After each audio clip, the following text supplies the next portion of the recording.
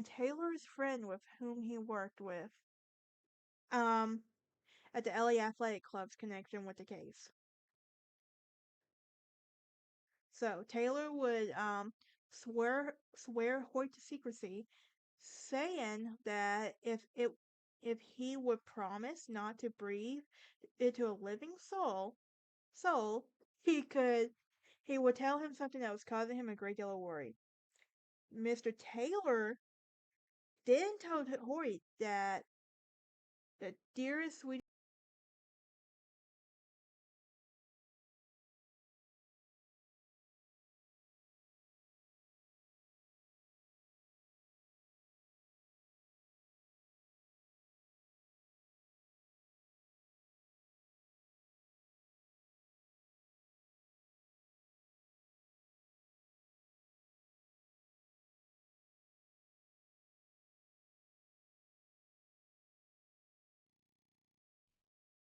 Welcome back to part two of our three-part mini-series.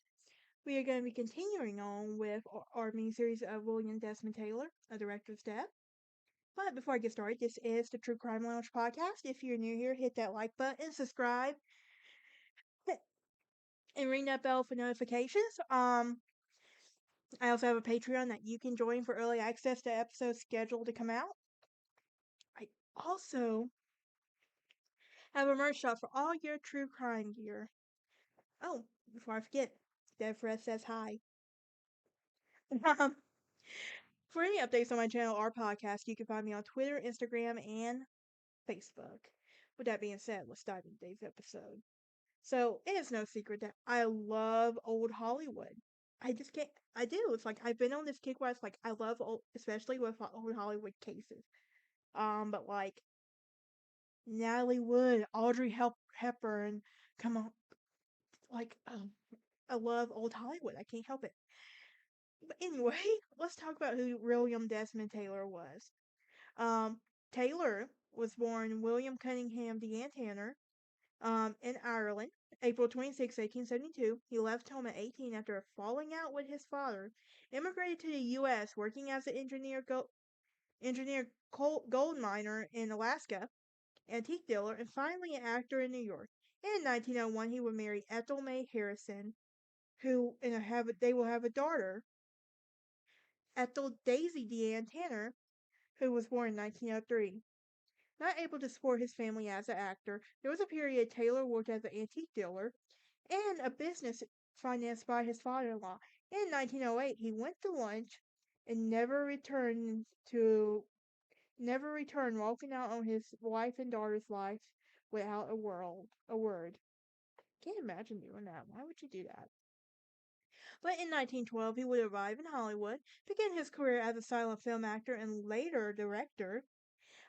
He left Hollywood briefly to serve in the British Army during World War I and would return to his career as a director.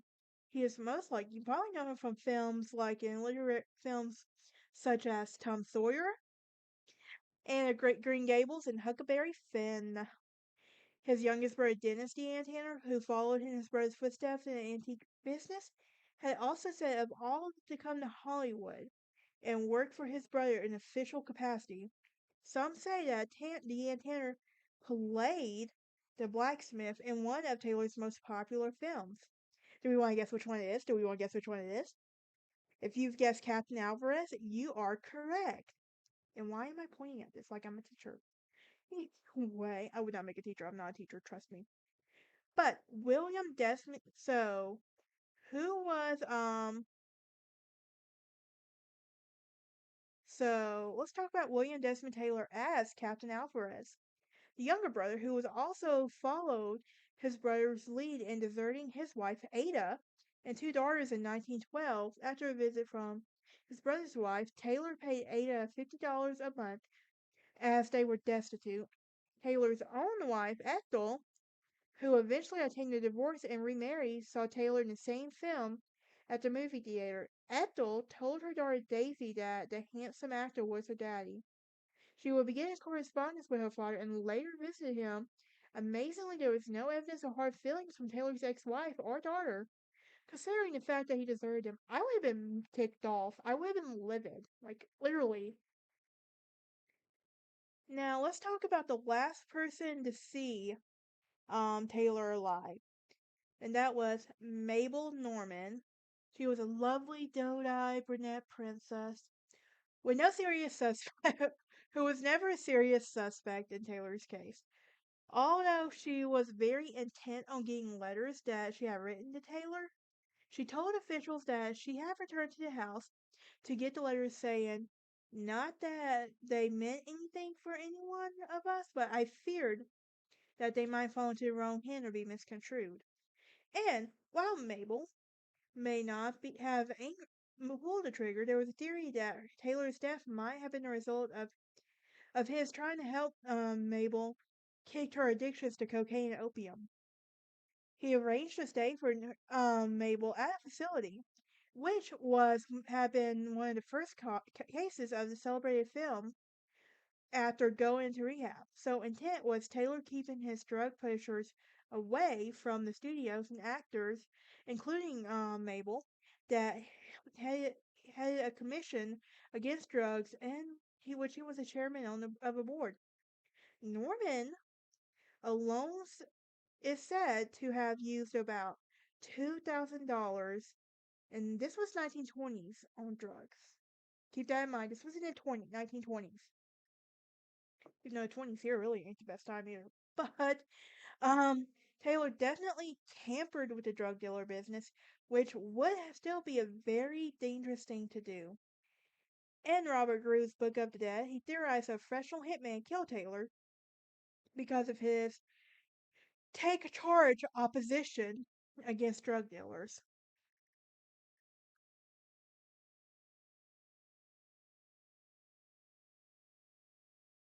Now, her body is a weakened state from past abusers and alcohol. And by all accounts, Mabel was a warm and generous friend, and many, including William Desmond Taylor, died of TB. And Mabel died of TB in 1930. Um, and it's also said that in one of her last statements, I wonder who killed poor Bill Taylor. Now, let's talk about our suspect, Mary Mouse Minter. She was a golden-haired actress with astonishingly beautiful blue eyes who adored Taylor. She was only 20 at the time of his murder. Keep that in mind. She had written him letters professing her undying love. Some of these letters were made public after the murder, but they were also written in a schoolgirl crush fashion, which was hardly lurid. Of course, these were matters of letters made to the public. So who knows what the letters were taken from the crime scene by the studio before the police arrived. Even decades after, she would refer to Taylor as, quote, my mate, unquote, and would claim that she was engaged to him, which was not true. Handshakers embroidered with the initials MMM and a pink nightgown was said to be hers was found at Taylor's bungalow. And actually, the nightgown did not have any indication on it whatsoever. And at one point, Minter issued a challenge that she would give $1,000 to anyone who could produce the nightgown with her initials on it, giving her strong feelings for Taylor in a way she probably wished that it had existed. Mentor had visited Taylor on more than one occasion, slipping out of the house late at night after her mother, Charlotte Shelby, grandmother, Julia, and Sister Margaret were asleep.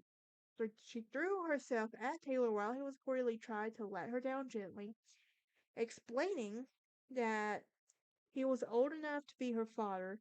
And on the day of the murder, Taylor asked Mentor was, and he answered wearily, saying, she's all tonsillitis and temperament.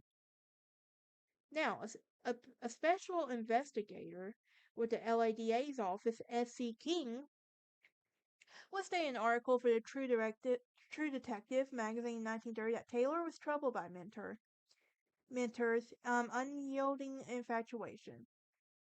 King's interviewed Otto Yoit and Taylor's friend with whom he worked with um, at the LA Athletic Club's connection with the case. So Taylor would swear Hoyt to secrecy, saying that if he would promise not to breathe into a living soul, he would tell him something that was causing him a great deal of worry. Mr. Taylor then told Hoyt that the dearest, sweetest little girl in the world was in love with him, and that he was old enough to be a father. The little girl was madly in love with him, had been to his apartment before, nearly at 3 o'clock in the morning, and she insisted on his remaining. He also insisted on her going home, whereupon the girl had cried and threatened that if he tried to put her out, she would scream and cause a scene. This, of course, Taylor wanted to avoid, right? Because it will look bad on him. And as he had many friends in the neighborhood, he finally persuaded her to leave, driving her to her home. And Taylor stated that Hoyt said that the little girl became so infatuated with him that it was becoming serious, and he was worried that and then it won't do anything to interfere it. She stated that she had not seen Taylor for a long time and that since being on the streets of LA. Taylor was on his own and she's in hers. They waved to each other and the statement was not true.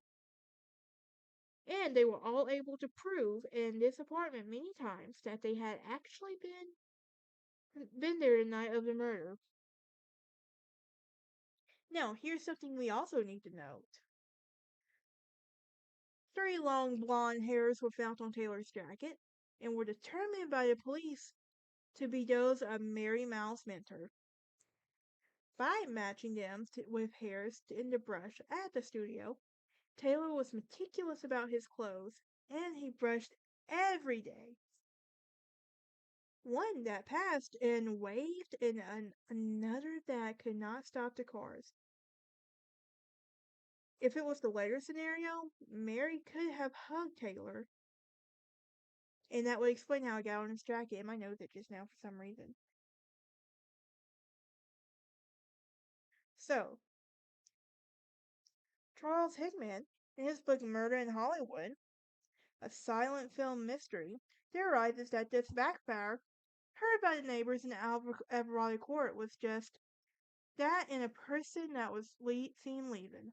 Taylor's bungalow was a visitor, and Taylor got rid of quickly, and he had planned on working his taxes that evening.